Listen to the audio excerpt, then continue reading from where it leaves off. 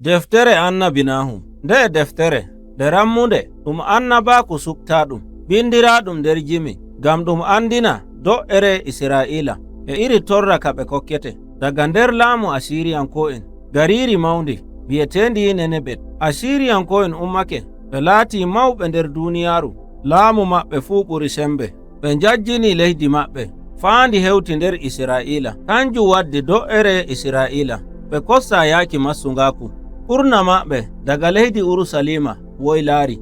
Onoɓe Asiriya ɓe halluɓe e ɓe mbaawi hallende ko iri ndeye. Kamɓe fuu ɓuri halluki nder duniyaaru, hallende nde a meeɗa yi'iki. Ngam non Isra'ila wonɓe haade maɓɓe e ɓe ndenti do'ere nde Asiriyanko'en gokkata ɓe waala fina bo ɗum wari.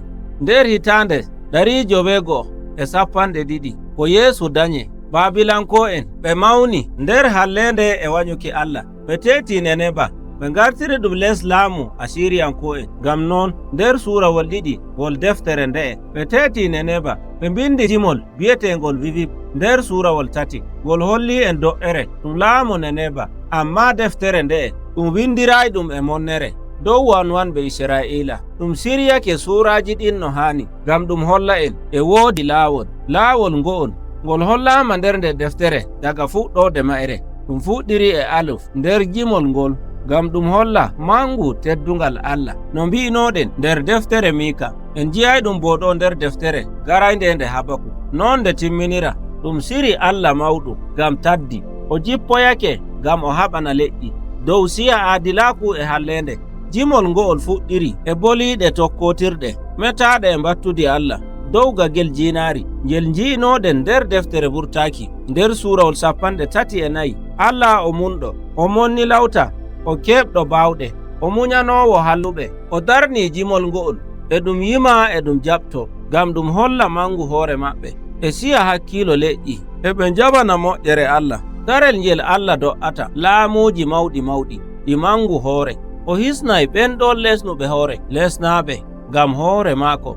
Ko ɓurata hayɗinki ɗo woni nder deftere nde'e dow Asiriyanko'en. Nahum metay dow maɓɓe, amma o noddi inde Neneba nder suurawol 1 nde o meti dow do'ere yimɓe mawɓe no annabi Isaya wi'ino.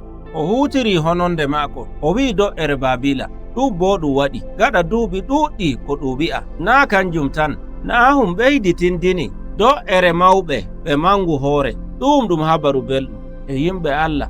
Isaya meti dow leydi Babila e do'ere ma'iri. En jiyay ɗum nder suurawol 1 ngol deftere nde'e. E Nahum do'ere Neneba o waɗi ɗum e misaalu dow kuugal Allah ngam o baggina ɓe siya hakkilo e laamuji ɗi mangu hoore gonɗi nder duniyaaru ndu'u. Ɗum tabitata Nahum meto maako hoynani en ngam keɓten deftere Daniyel. Asiriyanko'en e ndari e mbattudi laamu ngu mangu hoore. Ɗum bo ɗum hollama nder habaruji ƴaɓɓiɗi. Neneba kamɓe ɓe koolaki Allah daga ko neeɓi e ɓe nganya ko Allah yiɗi e ɓe ngaɗa hallende e ɓe njahda e mangu hoore. Foy to en ndaari daga suurawol arandewol nder deftere nde'e ɗum so ay en ɓe kohori hakkilo dow Asiriya nder suurawol 2 o meti dow konu gaɗangu nder Neneba e dow ere nde ɗum do'i gariri ndin. Iri bone ɗum hokkiɓe e arande en jiyay no ɗum holliri honoɓe Babila e jikku maɓɓe. To en ji'i iri kekeji pushi maɓɓe e ɗi ɓe jahdata nder gariri ndin, ɓe pusi hoggo filingo gariri ndin, ɓe kirsi yimɓe Neneba, ɓe teeti jawdi gariri ndin. Nder suurawol 3 ɓe kolli en no ɗum so'ori do'ere laamu. Nahum fuɗɗi wi'iki on boni onon gariri e laamiɓe ma'iri